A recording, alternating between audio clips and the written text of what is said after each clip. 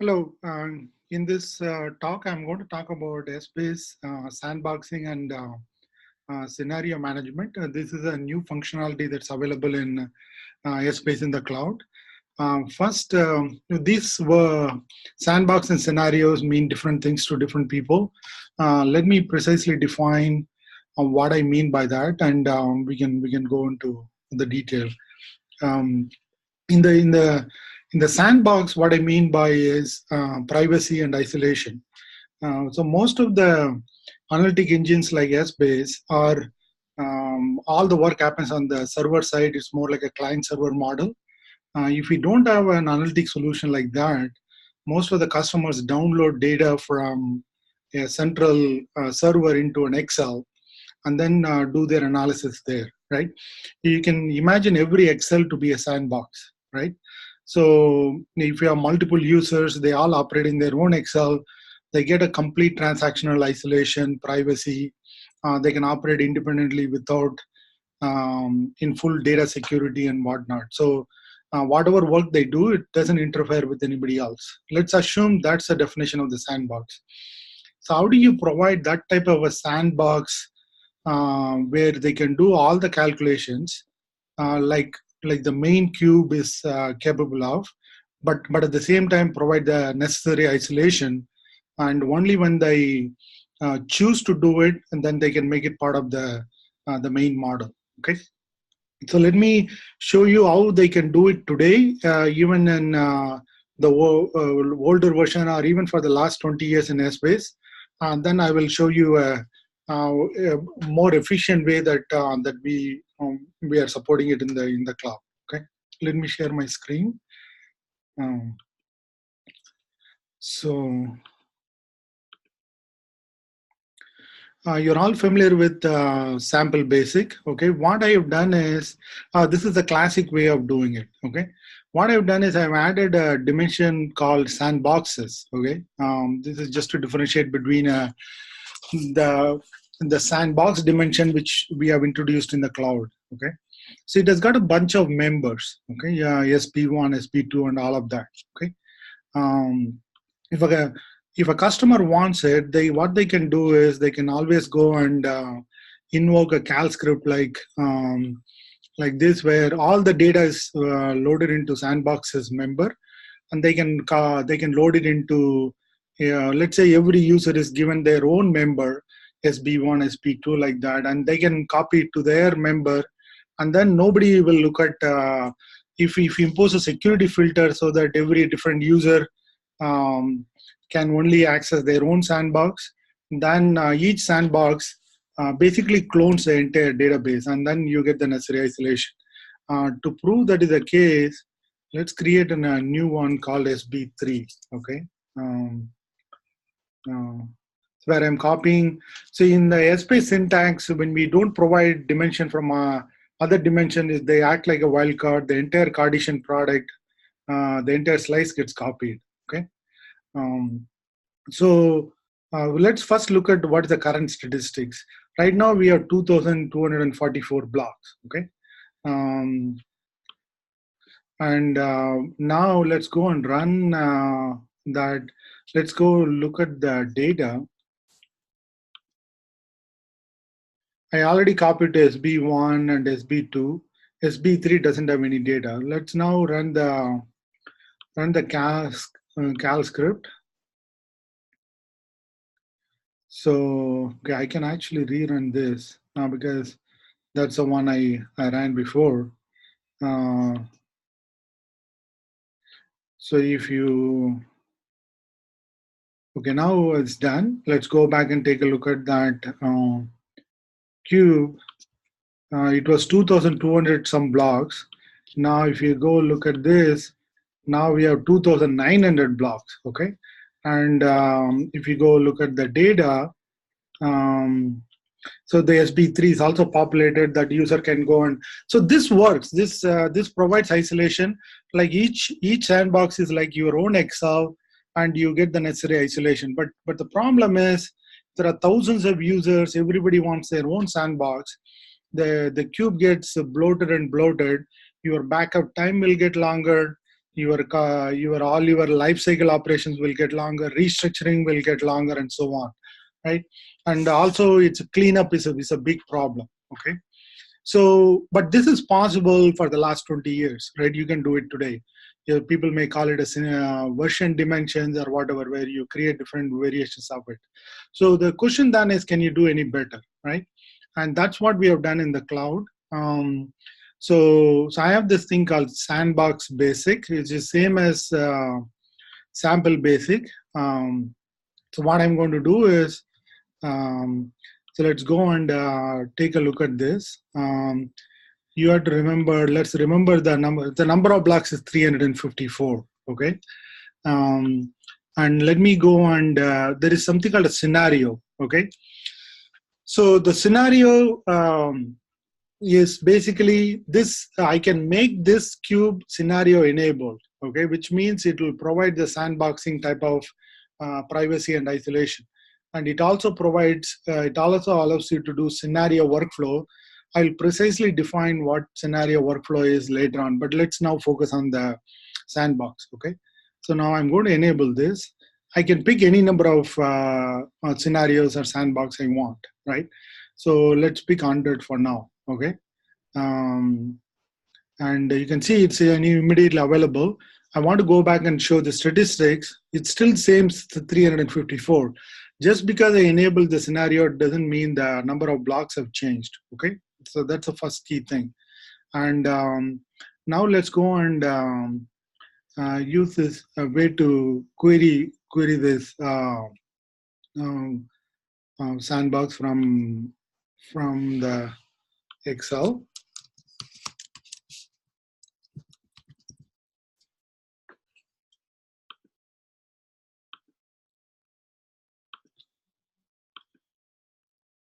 You can see all these sandboxes are available. There is see, in our design there is a special member called base where all the data is available. All these other sandboxes are also available for you to work on, but they don't add any extra overhead.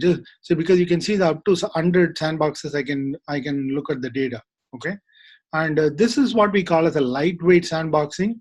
It gives you all the benefit of privacy and isolation, and every user can have its own clone, but it doesn't add any more footprint. I will demonstrate it more, even more clearly with this. Like let's take a look at this query sheet, where what I'm doing is I'm looking at a bunch of metrics, sales, COGS, at a point of view of Coca-Cola, New York budget. This is the base sandbox, January, February, March, and sandbox 0, 1, and 2. Okay. Now, let's make sure the number of blocks haven't changed. Okay. So you can see it's still 354. Okay. Let's go on now. Change this number in sandbox 0 to, from 640 to, let's say, 777. Okay. I'm going to submit this number. You can see this sandbox changed. When I changed it, the base didn't change, SB1 and SB2 didn't change. All these derived computation changed. So you can see quarter 1 is different from base. And but these guys are inheriting their value from the base sandbox, right? Even though they, so you are able to now go and your plan in privacy or in isolation without affecting the other users who may be operating in SB1 or SB2, okay? So you are able to get all these calculations happen dynamically without impacting other users. So let's go take a look at, now I only changed one block, which is Cola, New York. Let's see what happened, right? And if I refresh it, it was 354, it became 355. So basically, we only added one extra block because I'm only operating in one, right? Now let's go change for SB1, COGS from 240 to, let's say we'll increase the cost above sales, like let's say 999 or something, right? So the margin and all should become negative. You can see it became negative and it didn't impact anybody else. So that shows there is an isolation. Now as you can expect, now this will only go by one more block, 355 become 356, okay? Now let's go and change So this block again, I will, instead of January, let me change February, like to 888, right? So what you would expect is, because I'm modifying the same block, no new block should get added, right? So, and all these other calculation changed. Let's go here and see. Yeah, it remains the same, right? 356. Now, one tricky part is, what if I go change the base value? What is the meaning of this? If I now change this to, let's say, 1111 or something, now what should happen to this value, right? So we debated this, what should be the semantics, but in Excel, you get your privacy. So let's see what happens, right? You can see this 111 got reflected in this and this, but not here. Okay. So, but whereas if I, let's say, on the number of blocks, let's see what happened. It should not change because the base block was already there, right? It still remains 351. So you can see, this is what I meant by privacy. If there are changes going on in the base, it doesn't impact me. It still gives me isolation to complete my planning, so that I'm not impacted by anybody else. But if I change the one I don't change, let's say here I change this to 222, March I didn't change. So I can have this, if I change it, now you can see that value propagated here, okay? So this may be a problem for some users, where I may want to be completely isolated from all the changes going on externally. But so far, what the semantics we chose is, any number that you change, you will be preserved. Any number you don't change, we will continue to inherit from the base. Because if you start having only by doing a full copy, you can guarantee that you are not impacted completely. Then that bloats up the cube, which we don't want to do, right? So here we provide isolation for all your changes. We give you privacy, but at a very, very high efficiency, right? So it's a pretty cool thing. I strongly encourage you guys to take a look at this. And yeah, so that's a crux of our scenario, where what I will do right now is showcase you our scenario management.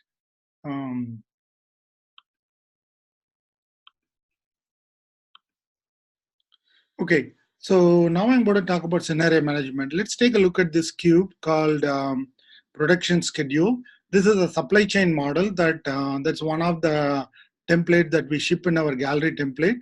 If you take a look at this, it already has sandboxes enabled, right?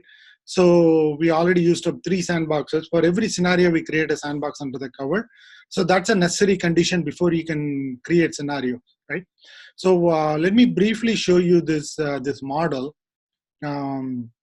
So this is a classic demand supply planning model. So you have a product with 4 families, KSA, KCT, and all of that, and which is getting sourced in multiple manufacturing locations. I chose to model 9 of them. Typically, manufacturing calendar goes up to weekly dimension. So you have quarter, month, week, and all of that. So the different measures are, there are sourcing measures, which talks about historical sourcing percentage. You can override it by the user, and then you can compute a consensus, which is, if the user overrides it, then you pick it, otherwise load it, and so on. There are various production metrics, like what's a projected demand. You convert at a monthly level, break it down by weekly. Then you apply the sourcing percentage to figure out the sourced unit. A user can always override it. And then the production unit is how much you make per week, and so on, right? So the inventory inventory and shortage metrics are all about beginning inventory, ending inventory, and so on, based on the demand and outgoing, based on the demand that is outflowing, and the production which is incoming, as well as the beginning inventory. Okay, so this is a typical calculation. There is a lot of things that are done dynamically here, as you can see. So what typically happens in a manufacturing world is, there will be different planners for different product family, right? There may be some of them maybe it's too much for one person to manage all these product families, right? They may have some, so this could be a iPhone or iWatch and all of that. There may be many planners for each product family, and they all may be dealing with multiple suppliers in different locations. Okay, so that's a model where the goal would be for each planner to come in and make sure their production that they're committing per week is appropriate. There is not too much demand. All the manufacturing locations which are committing to source are operating at full capacity, and there are no issues with shortage and all of that. Also, you don't want to have too much inventory and all of that. So those are all what is modeled in this. I encourage you guys to take a look at our gallery template for some of these logic. Okay. So what I've done in terms of showing the scenario workflow is I created 2 security filters. Okay, KCT filter, which is a filter managed by a KCT planner, where it says this KCT planner only has access to descendants of KCT. He has he has no visibility into that. That makes sense, right? Because he only manages that family. And I happen to pick Suresh as the planner for that. Okay.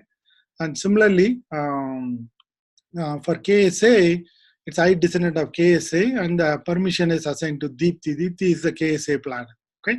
So there are 2 of them. Now, so what will happen is let's say there is a manager. You can see both of them. If you look at the application level, both of them are Deepthi, Suresh, and Kumar. Kumar is the application manager, and Deepthi and Suresh are the database update. Okay, they're all part of that. These are all the enabling sandbox, defining our classic filters from Essbase, as well as providing appropriate filters are necessary condition before you create a scenario. Okay. Now, if you go to scenarios, what we could do is like let me log out as a WebLogic user. I will log in as Kumar.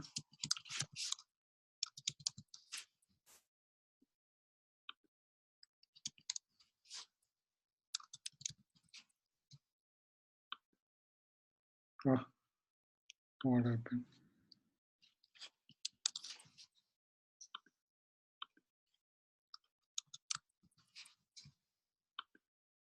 Okay, somehow it doesn't work. So let me use WebLogic.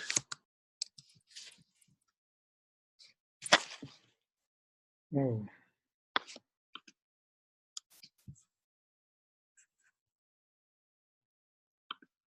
Let me pause that.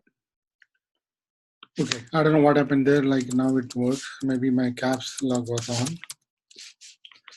on. Okay, so now you go to scenarios. Okay, we can create a scenario. You can see here I've tried something here, and you can put a comment.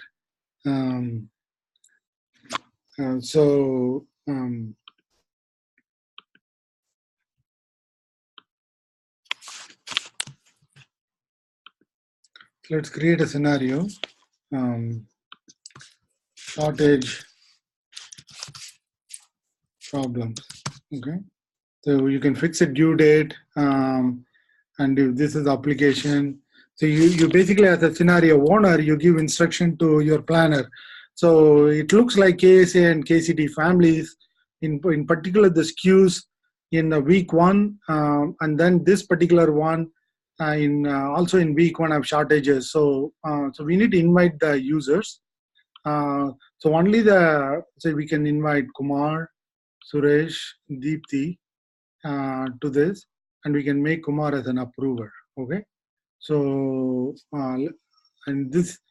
now if you log out and let's say log back in as Suresh,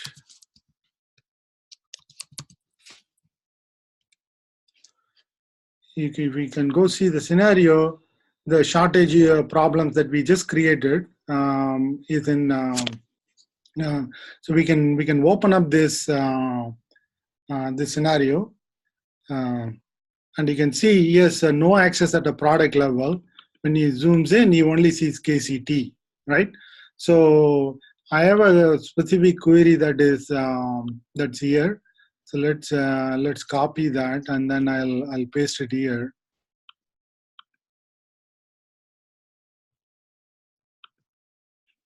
And if we refresh it, you can see, if you refresh it, you can see there are shortages in week 1, right? For this particular one, right? So you could go and to fix the shortage, you can increase the, if it's a shortage by 39. So you can increase this production to, let's say, 2700, right? Now, if I do that and I submit, the shortage goes away and there is an excess, okay? Now, if we go and look at the scenario, and I can go and do the show changes, you can see it says base is 2564, and in the shortage problem scenario, the value is 2700. So you can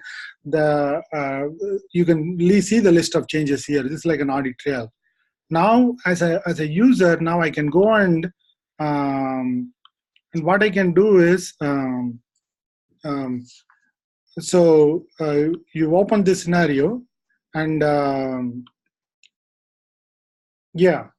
Um,